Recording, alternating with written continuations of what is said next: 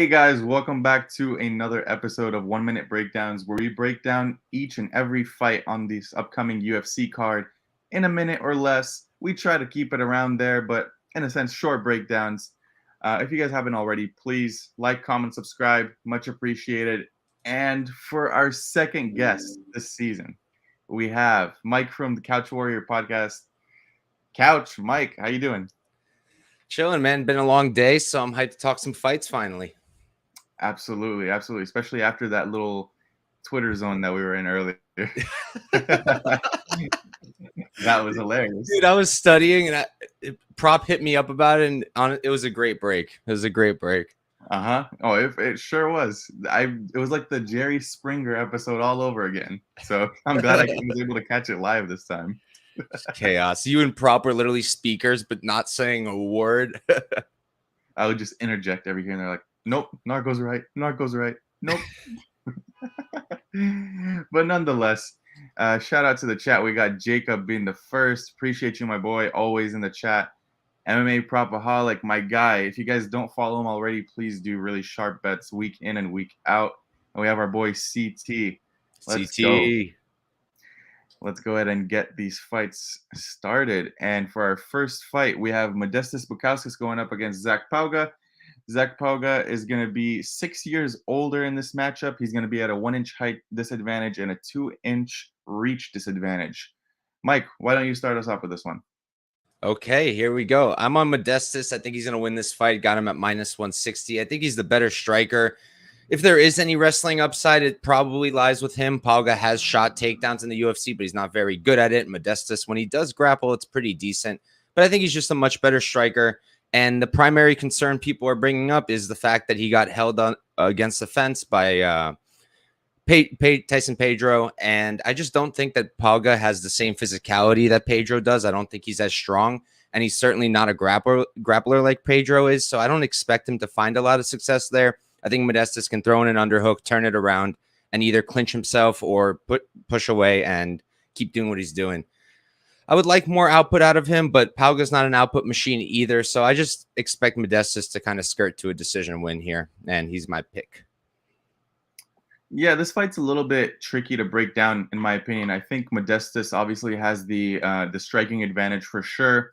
If we're coming close to like the wrestling department, I actually do favor Zach Pauga, as we've seen him when he was in the higher weight class, tried to wrestle consistently, and he found some success there. But my main concern is the chin, how he got chin checked by Mo Usman. That was not a good look at all.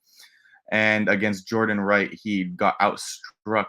I mean, barely anyone gets outstruck by Jordan Wright. So it's a big red flag. But prices right now, they're getting to a point where I think it's dog or pass. I mean, plus 175, Zach Pauga, where maybe he can get the clinch control. I think he is a decently physical guy and can maybe hold up against the cage. But I don't know, man. I'm not going to go anywhere near this fight. For the sake of the show, I'm going to say dog or pass as the pick for me. But let's go on to the next one. And in the next fight, we have Ronnie Lawrence against Daniel Argetta. Ronnie Lawrence being the favorite here. He's going to be 2 years older. He's going to have a 1-inch height advantage, and he's going to be at a 2-inch reach disadvantage. So in this fight, I mean, here's a lot of what people have been breaking down. I mean, Ronnie Lawrence, he had that bacteria infection for his past 2 fights, which as of what he said, and I just don't know how much I buy of that. He got checked hard by Saidio Kubka-Kramanov. He got ran through by him. And the one thing we see this from Ronnie Lawrence all the time. He's a guy that will pressure, and unlimited cardio. But when we finally saw him get pressured for the first time last time out, I just don't know what to make of it. And Argetta is a type of guy that does tend to pressure his opponents, and he can wrestle himself. I do think the striking advantage here does lie with Lawrence, but wrestling, I do think it's pretty close in terms of capability and ability. But we'll just have to see if Daniel Argetta's cardio holds up. If the line keeps going up, which I am waiting, I might take a shot on Dan Argetta just for the sole fact that I do like the way he pressures. I do like the way that he doesn't back down from the fight.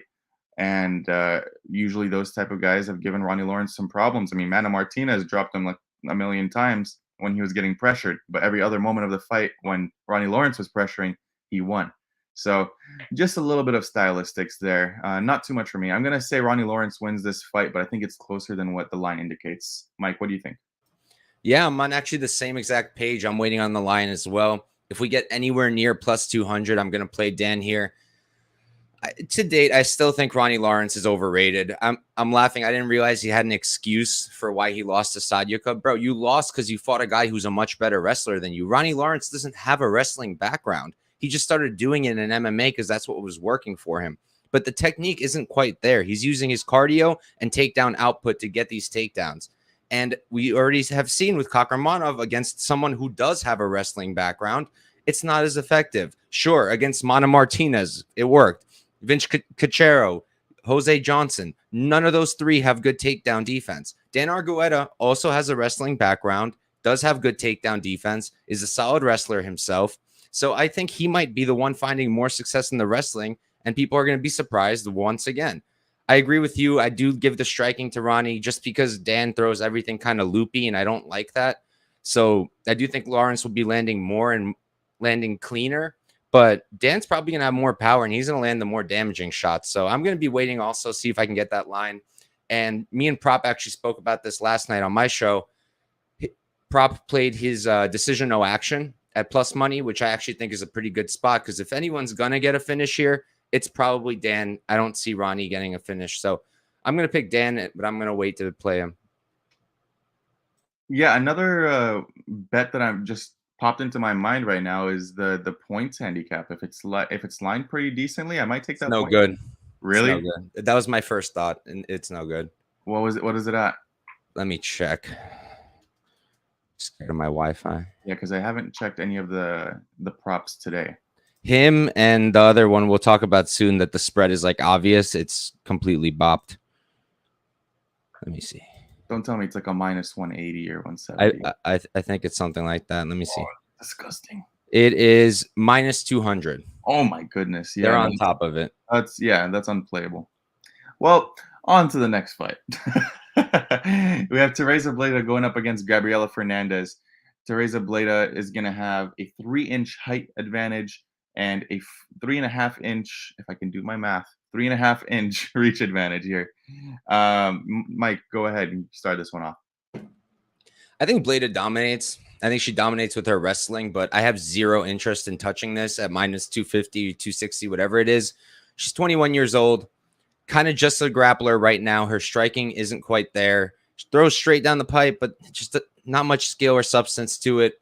On the ground, when she is using her ground and pound and actually trying to get a finish, it looks really good. She looks very dangerous, but sometimes it's just not there. Even in the, like, forget about the Natalia Silva fight. We'll throw that out the window because Natalia Silva's a stud. In the, what was her name?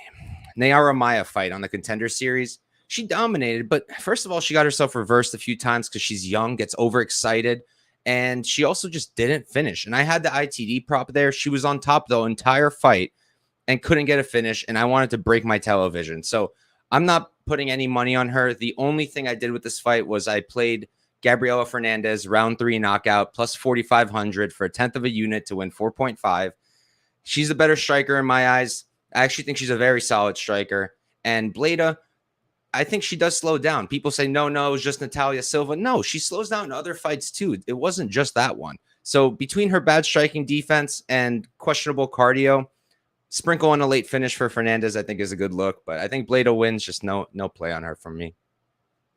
Yeah, I tend to agree. I think Teresa Bleda will be the winner here in this fight. I think she probably covers her price tag if she does get the grappling going. I mean, we saw Gabriella Fernandez offer nothing off of her back last time out. But I mean, we did see how Jasmine Jasudavicius came out last weekend, and it could be two different levels of grappling that we're talking about here. But if you look at it, same style of opponent, same build. They're both 5'9". They're both wrestlers, and they both like the body lock takedown. So I think that this matchup is just a nightmare for Gabriella Fernandez. I think those who got the plus 200 on the under 2.5 rounds, that was a gift. I do think this fight does finish, personally, whether it's Bleda getting the ground and pound or submission win, or it's Fernandez defending the takedowns and getting the knockout with her powerful hands. I think either way it's going to finish. But I do ultimately lead towards the Bleda side with some degree of confidence personally. But with that being said, let's go ahead and move on to the next fight. We have Felipe Boons going up against Zhalgas Zhumagulov. And I don't really have much to say in this fight. I think both guys have a decently similar style. Zhalgas, obviously, I feel like he's going to have a little bit more volume than Felipe. And Felipe has faced guys that have had almost identical styles to Zhalgas. And he lost, I believe, all 3 of those matchups. Now, not all matchup is created equally, but it's just, you know, when you see a guy lose to similar matchups multiple times in a row, you're going to have to favor Zhalgas here. And I do think he gets a split decision victory here. I think it's a very close fight, though. Yeah, so I have to slightly disagree. I don't think that the guys that Nunes has lost to are similar to Zhalgas, because that was all in the ACA scene or ACB, I don't remember, but all 3 of them that he fought and lost to, the most recent one, Imran Bakuev, they're all grapple heavy and very good grapplers, and he lost those because of that. Zhalgas, not so much of a wrestler, especially not in the UFC. He's not really shooting a lot of takedowns. When he is, it's not the best. And if he does go that wrestling path, I don't think he's good enough compared to other guys who've out-grappled Nunes, and I think that's going to be a bad move because Nunes is dangerous on the ground, good scrambling, great jiu-jitsu. My one concern is he does often kind of accept that. He'll just lay on his back looking for subs rather than trying to get back up. But for the most part, he is scrambling back up. And I like his striking a lot. Definitely more than Zhalgas. Everything's loopy from Zhalgas. From Nunes, it's mostly straight down the pipe. I do like that Zhalgas goes to the body and his output is solid. So he could make this super close. Maybe he'll mix in that wrestling. But Nunes is a pretty good wrestler too, and I wouldn't underrate him there. And like that loss to Formiga, and I see people giving him shit for it. Dude, I understand Formiga's older and on his way out, but he's a high-level grappler, a very high-level grappler. And to lose to him on the regionals as someone who's never been in the UFC, I think that's okay. So I actually think Nunes is going to win. Played him at plus 123. I think the line's even better now, though. It's plus 145 now. I like that a lot. I think he's so live here. I think this is like a pick 'em at best. So give me Felipe Nunes. I think a lot of people are riding with the narrative of the Paddy Zumagulov. So if that works, every fighter is going to start getting that haircut. We're going to see John Jones with a Paddy haircut. That would be freaking hilarious. But on to the next one. We have Carlos Hernandez going up against Dennis Bondar. Pretty much same age, or actually, Bondar is a year older, give or take. Hernandez is going to have a 2-inch height advantage, and then he's going to be at a 2-inch reach disadvantage. Mike, kick us off. Yeah, I like Bondar here in terms of winning. I don't want to back him, though, whatsoever, because he's completely untrustworthy right now. We just don't have enough info. What we saw in the UFC, I don't know what to make of that. I don't know if Malcolm Gordon caused that injury or not, so I'm just kind of, you can't take much from it. And his regional stuff is just not that great. Like, the opponents are trash. He's still very hittable, even in those fights. Striking looks all right to me, but there's not much of it. He's usually just going straight for the takedowns. The wrestling's really solid, and he goes to it, and I think that's how he's going to win this fight. Kind of similar to the Bleda one, where he'll be taking him down, but not necessarily doing a lot with it. Hernandez, like, his striking to me is just kind of like meh, but the output is there, which I think is going to be very useful here. If he's in Bondar's face nonstop, not giving up a lot of takedowns, getting back up when he is getting taken down, I think he's very live to win the fight. I just think the wrestling will work, but I have no interest in backing him with my money. I'm waiting for a sub prop. I want to see what it is. He's got 11 sub wins, and if they give me some kind of like good plus money, like plus 500, I'll throw a quarter unit in there, but that's about it. Let me see if it's out right now. When was the last time you checked? Like all of today. Oh, really? Yeah, bet online, unless they added it just now. I could have sworn that I saw it. Wait. Oh, it's up. It's up. It's up. Plus 400. I want something a little bit better. A little bit better. I get you. Hernandez only been subbed once, and it was the last one. What's his face? Really good jiu-jitsu. Nascimento. Mm-hmm. Yeah, I mean, I share a very similar sentiment here. I mean, obviously, we could tell just based off of us looking at that sub prop, but I don't really rate Carlos Fernandez all that much. Doesn't really offer too much off of his back. Uh, I mean, he's faced some decent level UFC competition in his time, but he just hasn't performed poor like at all. It's not that he performed poorly as well as just more that he doesn't really have anything that he does really well. Versus Bondar, I mean, at least I can count on the wrestling and the chain wrestling on and on again. He wouldn't gas out. But again, I'm not going to lay money on this fight. Besides maybe looking at that sub prop, as we mentioned, I think I might get to it just for a quarter of a unit. So nothing too crazy. But I do think Bondar wins this fight by decision. That's my confident pick in a sense. But on to the next one. Let's see. We got Kang going up against Christian Quinones. Excuse me. Kang is 35 years old, so he's going to be 8 years older. He's going to be at a 1 inch height advantage, and then he's going to have a 3 inch reach advantage here. So Kang, we know him to be a decent wrestler, although in his last fight got stuffed twice. Decent with the combinations in the hands. I do like the way he throws.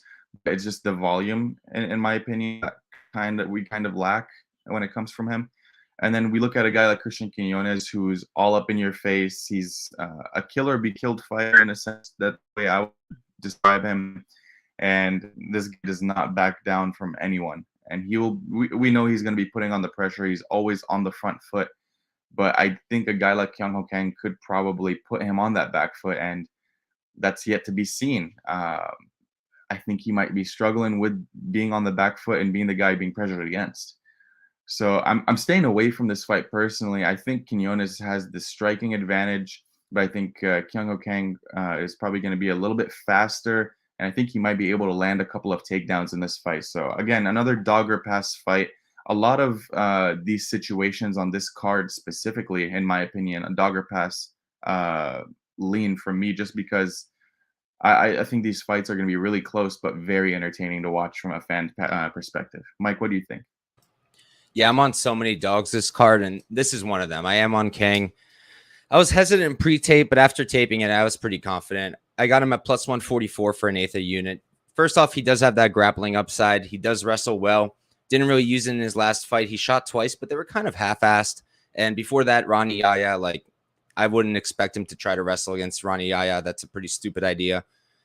Before then, the wrestling has always looked very solid. Good doubles, nice back take. I did play his sub at plus 575 for 0.2 units. And I think the striking is good enough to hang with him, with Quinones too, to win minutes. Like Quinones, you look at the fight with Long Zhao, who's he's now in the Road to UFC tournament, but he was getting hit a lot. And Long Zhao's a wrestler. He's not a striker, throws very loopy, and he was landing a ton. It was very close output-wise, and he landed a good amount of damage too on Quinones. So that makes me think that someone the same size as Quinones, like Kang, he's going to find success. He throws straight down the pipe. My one thing is the last fight against Bakary, I think, dude, he threw almost just jabs. He threw like 100 significant strikes, and maybe 90 of those were a jab. It drove me crazy taping it. I was like, why are you not following up? I don't know if it was an injury to his hand, because in the previous fight with Ronnie Yaya, he did follow up. It was a 1 and then a 2. It wasn't just jab, jab, jab, jab, jab, jab, jab. I pray to God that he doesn't just throw jabs. It might still work if he uses takedowns too, but I think he needs to do both. And I think he's super live to win this fight. I'm not ready to trust Quinones as a favorite against like a veteran. He doesn't really stand out to me personally. So I like Kang here as the dog. All right. Let's go on to the next one. We have Jimmy Flick going up against Alessandro Costa. Jimmy Flick is going to be 5 years older. He's going to have a 3 inch height advantage, and he's going to have a 3.5 inch reach advantage here. Mike, kick us off. Yeah, this is fairly easy for me. I mean, it's Costa all day. I'm still trying to figure out what to parlay him with. Maybe I'll just play him straight at this point, because I'm very confident. I don't know what Flick is supposed to do here. He can try to submit him like he always does, 12 sub wins, but Costa's a black belt, a high-level one. His jiu-jitsu is really good, and I just don't see that happening. Flick, extremely hittable. I think his striking defense is like 45% or something like that, and he's been knocked out 5 times, never knocked anyone out. He does not have good hands. And Costa, my only issue is the output, but I don't think it's going to really matter here. He's gonna be much more comfortable on the feet. And I do think he knocks out Flick at some point. I'm still like shopping around to see what the props are going to be for the knockout, but I might get to that as well. Yeah, I mean, I definitely agree. I think Jimmy Flick, especially like the reports of his family asking him to retire multiple times, and then they didn't approve of him coming back last time out. It's just a spell for a disaster going up against a young guy and Alessandro Costa, who is pretty good, Neto BJJ black belt. And man, I do like this kid Costa. I do agree that he is quite low volume at times, but he does have some pretty decent power. And if he lands on top and he rains down the ground and pound like he does, I think he can win this fight pretty early. I do like the under 2.5 of this fight. I know it's at minus 210, but it could be like a decent parlay piece. I did go ahead and play Alessandro Costa inside the distance at plus 115. I think that's just a must against Jimmy Flick, against anyone who has some decent IQ. So yeah, I that's what I'm playing, and I might parlay him even more with a couple of other things that I'm thinking of, but still waiting on a couple of lines.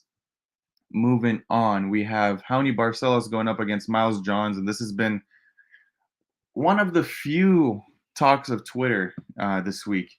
We have Raoni Barcelos, who's going to be 7 years older, same height for both gentlemen, and Raoni's going to have a 1-inch reach advantage. The biggest concern here that a lot of people have shared, and I get it, is Raoni Barcelos getting knocked out in that last fight just from a clean 1-2 almost, even just a 2. And I get it, but look at the difference in competition. That's one thing for both guys. Look at the difference in who he was facing when he got knocked out. That's Omar Nurmagomedov. I understand the guy is 1-3 in his last 4, but it's all high level competition. I mean, I guess Victor Henry at the time, pretty unknown prospect. But you look at a guy like Miles Johns in his last fight against Vince Morales. Yeah, he won, but he was gassing out towards the end of that fight. He got dropped almost once. I think he did get dropped from what I remember. And he constantly left his face open to get hit. And he's fallen in love with his hands. I don't think he's a striker. Miles Johns is more of a wrestler who has fallen in love with his hands after a couple of knockouts. So I think Raoni Barcelos is going to be able to handle him everywhere this fight goes, and I think Raoni Barcelos wins here by submission. Mike, what do you think? Yeah, this is a fight where the takes on Twitter are infuriating me. Can Barcelos get knocked out? Absolutely. Yes, he can. Any fighter can. And Johns does have power. But I've been seeing people say that he's chinny and has a bad chin, and it's just like, are you stupid? Like, you clearly don't tape. You clearly don't watch these fights if you're saying that, because how can you, like, what tells you that? Because Umar knocked him out? What is that? That means nothing. And then I saw people saying, oh, it's because Victor Henry was wobbling him. Victor Henry landed like 170 fucking significant, am I allowed to curse? Sorry, significant strikes. Johns doesn't have that output. Yes, you fucking can. Good. He does not have that output, Miles Johns. He just doesn't. And the striking is completely different. It's not as straight down the pipe as Victor Henry. So, again, can he knock him out? Yes. Is it going to happen? I really don't think so. I have 5 units on Barcelos. I'm very confident in him. I'll probably hedge a little bit with the knockout. I saw it hanging around like plus 500. Pretty decent spot to hedge it with. But I really don't see how else he wins this fight. I don't think he wins a decision. And if you're going to play him, maybe do decision, no action, something like that. Yeah, absolutely. I think that decision, no action, if you want to play Miles Johns, is probably the best way to do it, because I think all the decision equity is on Raoni Barcelos' side here. And I know Raoni can get a finish of his own too, but if in a chance it goes to decision, which I believe it's like a 50-50 chance in my opinion, then at least you're getting your money back. So I do agree with that. But yeah, Raoni Barcelos should handle Miles Johns. If you think it's 50-50 to go, are you interested in the under at all? At plus 140? Maybe not at plus 140. I know like the percentages indicate yes, but I do think this does. It's like a 55-45 to me actually, but like it's just tough. It's one of those things. But I'm probably going to be playing the Barcelos sub myself. Ooh, and I do have him in a parlay. That's a good look. Yeah, I am very interested in that one. Shout out to the boys from On the Line Podcast. I appreciate y'all. Next up, we have Muslim Salikov going up against Nicholas Dalby. Another talk of the Twitters. We have Muslim Salikov, who's going to be a year older, believe it or not, by these guys' pictures. Only a year older. Same height, and he's going to be at a 4.5-inch reach disadvantage. Mike, kick us off. Yeah, so I mean, the Twitter pick of the week so far seems to be Dalby, and Dalby, the spread plus 3.5. It's minus 155. I do think it's a good spot. If this goes to a decision, that spread is more than likely going to hit because Dalby's, I do think he's very live to win, and he's very live to win at least one damn round. Salikov doesn't throw anything. That's why I can't put money on him because the guy doesn't throw. But he does have good power, and when he lands hard. And I've just got questions about Dalby. I know Worley Alves also hits hard and didn't knock him out, but like Jesse Ronson, I understand he was on all the steroids, but he's a 155er. He's not good, and he hurt him club and subbed. Won by sub, but it came off of hitting him. I don't know. The more I look at it, the more I think I should play Dalby, but if I do, it'll be that spread. I just feel like it's kind of a trap. Like he's going to be winning. Then Salikov's going to throw a spinning kick to the head and knock him out. So the pick will be Dalby. Whether I get to anything, I'm not sure.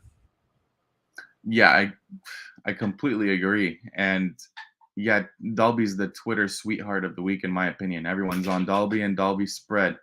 And I get it. I see where the people are favoring him, and I agree in the cardio aspect and the output, maybe even in the power at some points with the side hooks.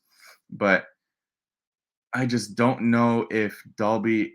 I just think he leaves himself a little bit too open at times, and that's what has me struggling to go for the point spread or go for the money line, because the point spread gets invalidated if you get knocked out. I mean, if he gets finished in general. So I don't want to put money there when I think Dalby has a very big opportunity to get finished here. I think both guys can get finished at a decent clip. So I'm staying away from this fight completely. I think Dalby has a chance of winning outright, but you're not getting my money, bookies. There's no way. I'm not touching this fight. It should be a really fun one to watch, though, because both of these guys, or at least Dalby, tends to bring the action, and Salikov's going to have to answer. Next up, we have Nicholas Mota going up against Manuel Torres. This is one of my favorite fights on the card. Nicholas Mota is going to be 2 years older. He's going to be at a 1-inch height disadvantage, and he's going to be at a 2.5-inch reach disadvantage. So here's the way. I'm not going to break down the matchup because we pretty much know how both these guys fight. They're both very technical strikers. Nicholas Mota, we've seen him win decisions before. Manuel Torres, we really haven't seen him pass the round and a half. And I have a lot of questions when it comes to that, because decision equity at plus 700 for Nicholas Mota, I think that's pretty juicy to go. But I do ultimately think this fight ends in the first round. I think whichever fighter lands first is probably going to be winning this fight. But why play one side when you can play two? I do understand that Manuel Torres has submission equity, but it's very rare where that happens. I think you can go ahead and play the knockout prop on both guys at plus 150 for Manuel Torres and plus 200 for Nicholas Mota. You profit either way as long as it ends like that. So yeah, that's just the way I'm going to be playing the fight. What do you think, Mike? Yeah, I mean, fight ends by KO will probably come up on DraftKings. If it's any kind of plus money, that's probably the way to do it, because I think fight doesn't go as like minus 300 or something crazy like that. So yeah, I mean, I think Manuel Torres probably wins this fight. I like his skills just better, the length, the size. I think his output is better finisher overall. Mota, he's very loopy with everything. He does go to the body really well. I think that's going to be a good path for him here. Tire out Torres. We don't know what he's going to look like, but because we don't know what Torres is going to look like extended into the fight, I'm not going to touch this with a 10-foot pole. Maybe violence. I've considered it, but I'm also nervous it's going to end up like Pineda Caceres all over again, where nobody imagines it could make it, and it makes it. So I'm not going to do anything, I don't think. I've considered knockouts on both sides, but I think, like you said, maybe fight ends by KO may be the way to do it if we get plus money. Dude, you have to remind me about Caceres Pineda. I have to remind everyone because I had to deal with that. That just sucked, man. I hated that. I had under 2.5. I had Caceres ITD, and I had Caceres round 2. In round 2, I almost lost my mind, bro. In the beginning, I was like, dude, just finish it. It's so close. The armbar was so close. Yeah, that took years off of my life. The one thing I left out in my breakdown here, I think in terms of the striking, I think Manuel Torres is going to be better at distance, but up close in the phone booth, I think Nicolas Mota is going to be a lot sharper. So that's going to be a big factor for me. But if this goes if this goes past the first round, I'll be looking at a live spot for Nicolas Mota. Yeah, Mota round 3 also I'm interested in. Absolutely. But I want better than what Bet Online has. They have like plus 1200. I'd like something a little bit better. Next up, we have Pat Sabatini going up against Lucas Almeida, both the same age. Lucas Almeida is going to be 3 inches taller, and he's going to have a 1-inch reach advantage here. Mike, kick us off. Yeah, so here we've got another super popular underdog in Almeida, and this one I actually do tend to agree with. I like Sabatini a lot. I've only backed him. I haven't bet against him a single time, other than the Jamal Emmers fight, and of course that goes the way that went. Almost gets knocked out. Okay, let's not talk about it. But again, he almost got knocked out there. Got knocked out by Damon Jackson, and I don't think either of those guys hits as hard as Lucas Almeida. Almeida hits like a damn train. And he's not one of these guys who hits hard but doesn't throw output. He also throws output. So because of that, on the feet, I think Sabatini here is screwed. His output is horrible. I think the best he's landed in the UFC is like 30 significant strikes, something like that. It was like 15 against Tucker Lutz in a 15-minute fight. It's terrible.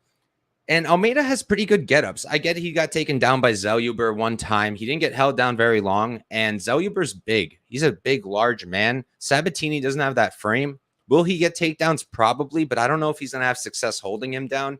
And any second throw on the feet, I think Sabatini's in trouble. So Almeida plus money, I think, is a great, great, great play. I played him at plus 160 for a unit. And this morning, he was like plus 170. I almost added one, but now it's like back down. So I'm probably just going to keep it at 1 unit. But I think he's going to win this dominantly, honestly. Yeah, and one thing I feel like you left out, I believe he's a black belt as well, Lucas Almeida. Yeah, pretty sure. And I don't think he's ever been subbed either. And he's shown the capability of defending subs. And like you said, the get-up game is pretty strong. And I might have a contrarian opinion on this, but I do think Pat Sabatini does tend to gas as the fight goes on. I could see him gassing out all over the place after he misses a couple of takedowns here and he just keeps getting wobbled by Almeida. I do agree. I think Almeida's the much better striker here, levels ahead of Sabatini, throws a much more output, and I think he can hold his own in the grappling. He's not going to be initiating any takedowns because why would you when you have such a huge advantage in the striking? And I think he's going to be able to defend the submissions that Sabatini could possibly throw up if he gets these takedowns. So I'm also going to be on the Lucas Almeida side. Couch, have we ever been on every single side together in a breakdown? Because I feel like this is the first. No, we haven't even gotten to one shoey bet yet, dude. This is normal. But I did also want to add, Lou told me this yesterday. I didn't know. Sabatini is no longer at Renzo Gracie Philly. Apparently that entire gym just collapsed. I don't know the drama of it, but now he's doing his own thing. So that definitely, I think, is a good thing for Almeida also. And he did the right thing by taking so much time off after that knockout. I'll say that. But not being at your gym, a gym like of that caliber, we'll have to see what happens. But yeah. Almeida's back at plus 177. And that's what I'm waiting for. I feel like Pat Sabatini is going to be parlayed up. I'm going to add a unit, bro. I'm going to add a unit. I am waiting because I haven't locked it in yet, but I'm probably going to throw just a unit on it. Nothing crazy. But hopefully I can get like a plus 190 area. That would be madness. That would be madness. But I'm glad we're both on the same side here. Always makes me feel better when both the boys are on the same side. But next up, we have Christian Leroy Duncan going up against Armin Petrosian. Duncan is going to be at a 1-inch height disadvantage. He's going to have an 8-inch, 8 inches of reach. And he's going to be 5 years younger. In this fight, we know Armin Petrosian is a really decorated, high-level kickboxer, and I get it. He's explosive. He's fast. He throws the volume. His hole is the takedown defense. I don't really think that Duncan's going to go for takedowns in this fight. I think this fight plays out on the feet about 80 to 90% of the time, if not 100. I think the cage control is going to be a big thing for Duncan here. I think he might use it to his advantage. And the 8-inch reach advantage when you have a striker versus striker, I think Duncan has Petrosian covered here. He dodges punches really well. He evades really well. And on top of that, when you have that reach advantage, you're able to stay a little bit further off from your opponent. So Petrosian might be getting lit up every time he tries to enter the pocket here. And that's what I fear. I personally am on the Duncan side. I'm not sure if I'm going to bet him yet, but I'm very close to pulling the trigger. I think he's the better striker. I think the reach is going to play a big factor in this fight. What do you think, Mike? I think here's our shoey bet. That's what I think. But look, first thing I want to say is I think that whole 71-inch reach thing is cap.com, okay? UFC stats is not perfect at all with measurables. What's the prime example? Jairzinho Rosenstruck. In what planet is Jairzinho 6'3"? He is not. He's maybe 5'11", 6 feet tall at best on a good day. He's not 6'3", and that's only one example. I think what they did was they just copied Tapology and went with 71-inch reach. His reach does look shorter than probably someone like Duncan, but I think 71 inches is cap. Even if it's not, I think he's going to win this fight. I infuriated people with my pick for some reason. All I did was post Petrosian plus 122 units, and people lost it. Dude, I think he's going to be the better striker. I think that he throws way more output than Duncan. My problem with Duncan going into the Todorovic fight, why I didn't back him even though the line was pretty close, he doesn't throw a lot. He does, and he also has bad takedown defense, but that's not going to be a problem here. Petrosian is not going to shoot. If he does, I'll be shocked. But Duncan's very low output. He hand fights a lot, which I think could be useful here, but I don't really see it working too much on someone like Petrosian. He hasn't fought anyone like Petrosian, not once, never.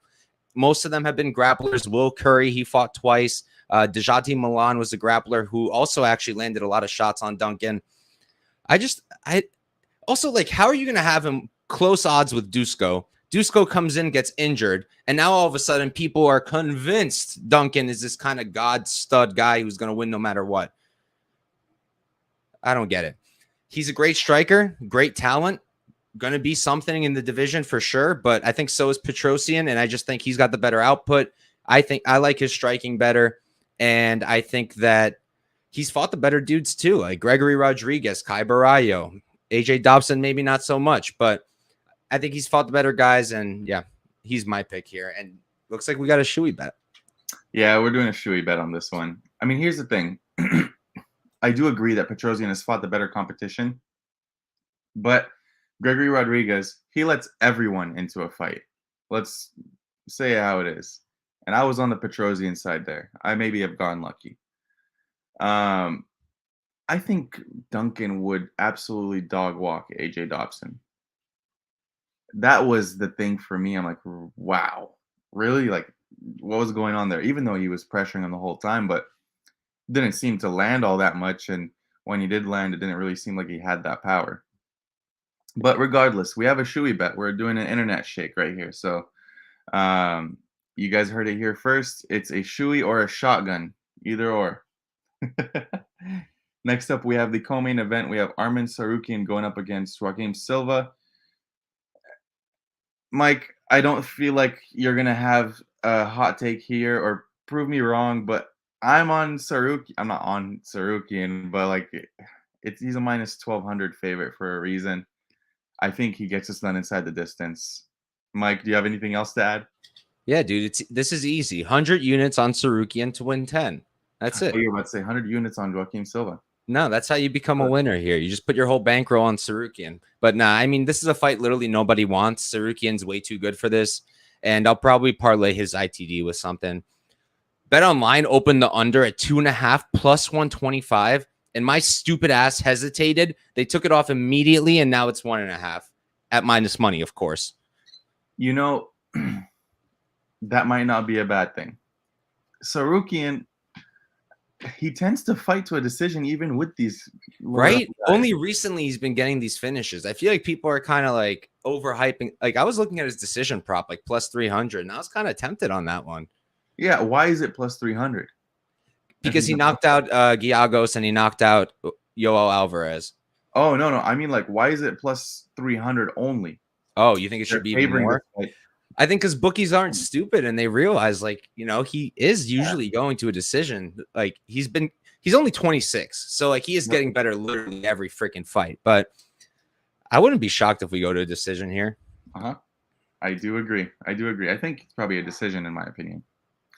But moving on to something a little bit more interesting than that one, we have the main event: Marvin Vettori going up against Jared Cannonier.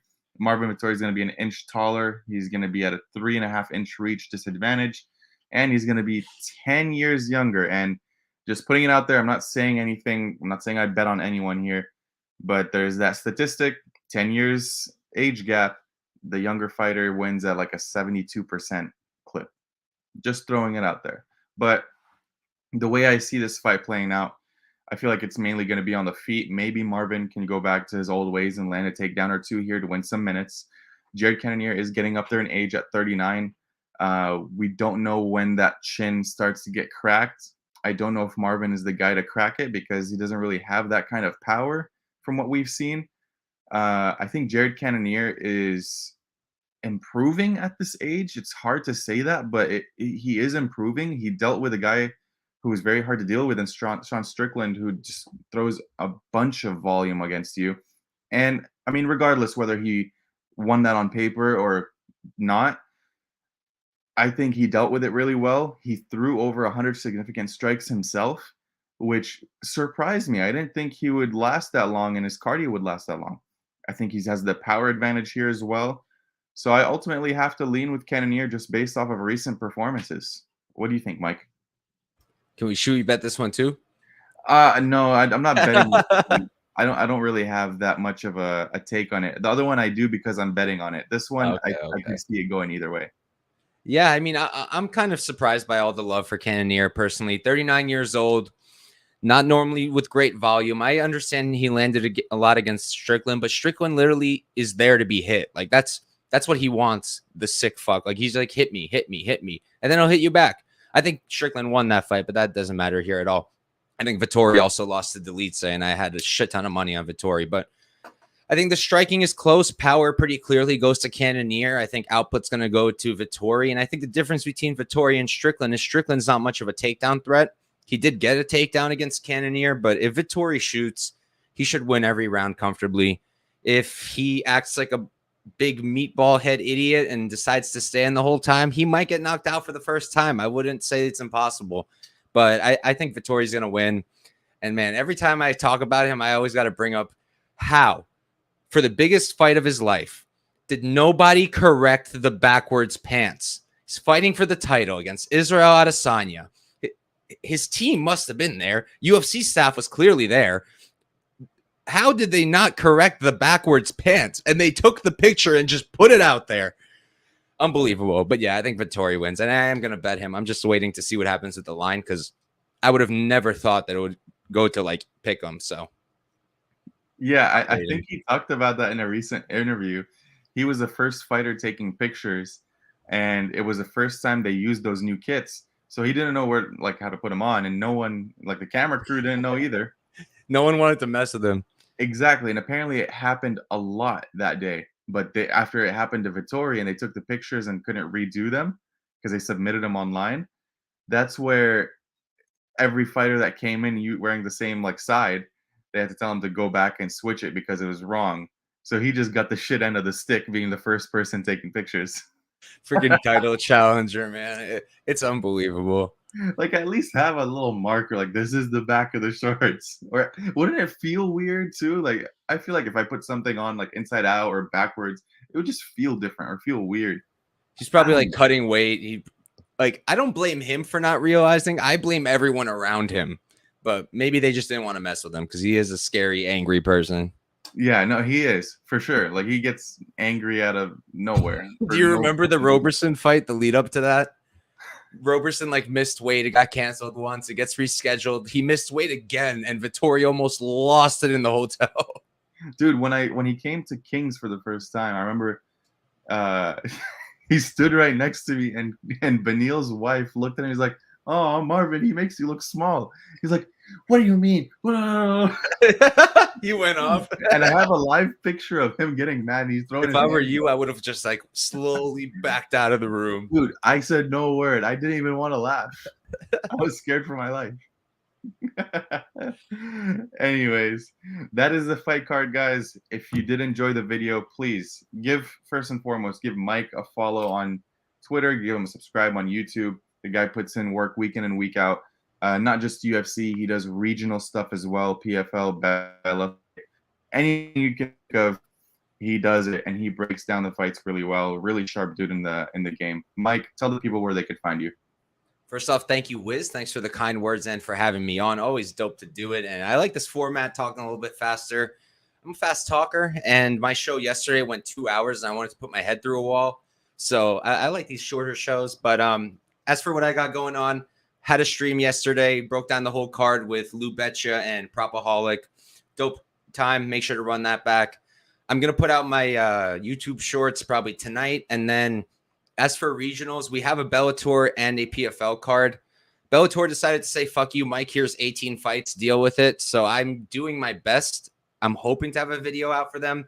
But PFL for sure. It's a relatively simple card betting-wise and not a great one. But I'll probably put those out tomorrow, Thursday. And maybe I'll try to get some write-ups out. My Substack has been a little bit stagnant, but we'll have to see if I have the time. But yeah, thanks again, Wiz, for having me on. Thanks to everybody watching. Of course. And if you know, guys, the drill, like, comment, subscribe. Appreciate y'all. And we'll see you again next week. Oh, brain fart there. See y'all next week. Peace.